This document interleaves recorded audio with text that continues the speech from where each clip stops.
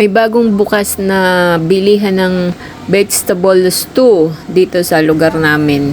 Ito, mamimili ka. May mga price na. May naka-picture na sila. Kaya lang kagandahan nito kumpara doon sa nakaraan kong na-picture. Ano siya, hindi siya naka-open. Ito mga naka-picture na siya. Pipili ka na lang. May mga price na rin. Merong kung ilang peraso. Unlike doon sa nakaraan na walang English na ano, tapos na hindi mo alam kung ilang peraso kung hindi ka marunong mag-Mandarin. Dito madali. Mamimili ka lang kung anong gusto mo, kukuha ka ng picture na iyan.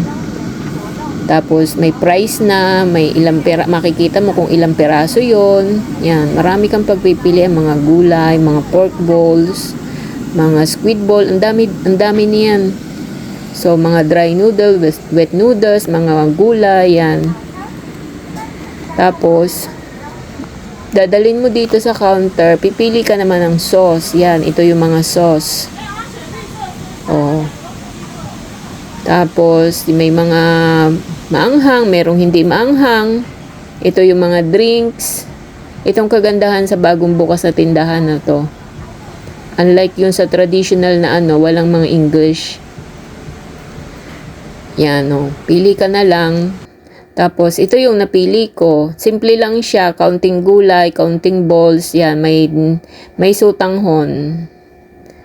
Ayoko ng maraming sabaw. $140 NT yan.